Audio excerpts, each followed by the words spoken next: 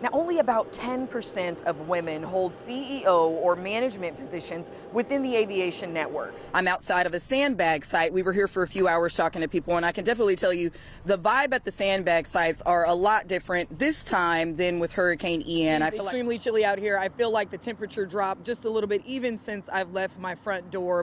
That's correct. Now, obviously, bringing a gun into a church building, into a church facility is not something that we hear of often, but as times are changing, the rules are starting to change too. A lot of people in this community and several others have questions for the Lakeland Police Department after a video surfaced of them hitting a man in the face several times after tasing him. The video, which is hard to watch, was shot by his 17-year-old daughter. Don't tase him!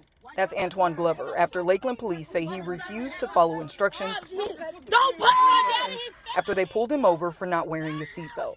Now, Glover had weed in the car, and the police affidavit said it smelled like weed in there, too. Now, that's something Glover told me he didn't deny, adding that he has his medical marijuana license. He don't have him in cuffs. He fights us every time. He just put him in the headlock. He put him in the headlock. Now, the affidavit said Glover placed one of the officers in a chokehold, which wasn't seen on the cell phone footage. So I asked the Lakeland Police Department if there was body cam footage available. But Lakeland Police says not all their officers have body cameras, including those involved in the incident. The department said they issued 170 of the 250 body cameras that they received in December of 2022. I also spoke with Glover and his family. His daughter, who was recording the incident, and her mother were also arrested that night. They put her handcuffs. They put my mom in handcuffs. These are people you're supposed to go to for help. So, what can you tell your child? All I can tell her is that Daddy's still here. Thank God. Glover was charged with resisting an officer with violence, battery, and possession of marijuana.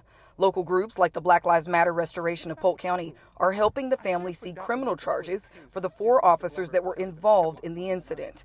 And they've also spoken to state attorneys. Lakeland Police says the incident is under an investigation, and the results of that investigation could take up to 180 days. In Polk County, Ashonti Ford, Spectrum News. Who is it that needs permission from the king to speak? Businesses? Teachers? Public servants? Who's next? Hillsborough County State Attorney Andrew Warren on Governor Ron DeSantis' decision to suspend him after he spoke in opposition to new laws championed by the governor's office and potential laws that could come soon. I signed on to 2 value statements expressing my opposition to laws that were being considered, laws that would have violated people's constitutional rights. None of those cases have come before me yet. In fact, one of the laws on abortion has been held unconstitutional, and the other law regarding gender-affirming care isn't even a law in the state of Florida. Warren now telling me he's being punished for not enforcing laws that technically don't exist yet. This isn't about suspending one elected official. This is about overthrowing democracy in Hillsborough County and in the state of Florida. If the governor can just pick and choose whoever he wants in office, then why even have elections? That's what they do in other countries, Venezuela, Russia, North Korea. The king, the despot, just picks people to serve in positions. That is not what America's about. That's not democracy. And he said he first learned the news of his suspension when law enforcement removed him from his office. What were your thoughts when law enforcement escorted you out of your office? I was totally blindsided by this plot to illegally throw me out of office. I didn't have time to even review the order, was given no warning, didn't have time to even grab my things. Warren plans to fight this decision and has a legal team in place to do so. We're going to fight back against this illegal order. We're going to fight and fight vigorously with a thorough defense of democracy that eviscerates the governor's edict. Now, social media scammers banked $770 million last year. This, according to the Federal Trade Commission. That's a lot of money, guys. Now, the FTC is warning that 1/4 of all reported fraud now stems from social media. And while the scammers that usually creep in your DM are strangers, the guy you're about to hear from said he knew this person very well. Barbers have a lot of followers, and most barbers, their clients, they confide in them, they trust in their barber. Which is why longtime barber Edgar Mendez says he was targeted for a scam that started on Instagram. I was cutting her son's hair, and she asked me if I wanted to make $500. Trusting and motivated for a little extra money around the holiday time, Mendez said yes. She just asked me to make a video, you know, saying to use Bitcoin mining or something like that.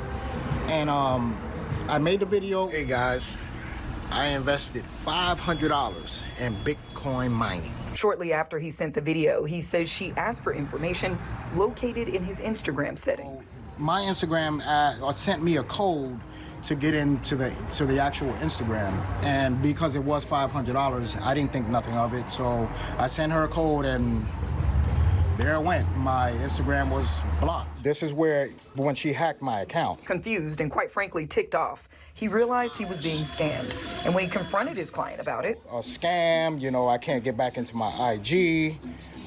So, you know, she actually said, pay me $100 to get back onto your account. Mendez has since filed a police report and created a new Instagram account. I'm telling everybody not to follow that page. You know, they're hacking my page and stuff like that. And they actually answered that back and, you know, blocked the story that I put up about it being hacked. But Instagram never responded back. I reported it, you know, more than 1,000 times. Mendez is still locked out of his account. But this is their last post. And even though he's quickly building back up his following, he did say he knows of at least one of his followers who were scammed out of $500 by the now fake account.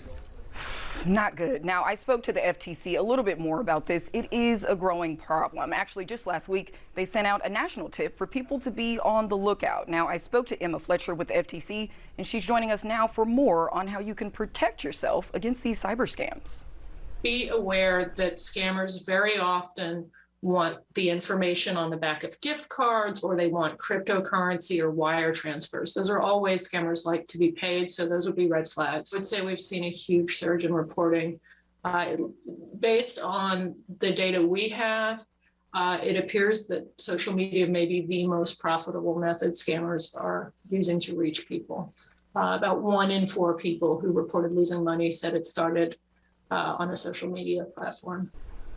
And as you can see here, it's growing from 2017 to 2021. I think the number increased here from 42 million all the way to $740 million that people are being scammed out of their money right on social media. So you guys take care, be careful, and I'm going to throw it back to Holly now in the studio.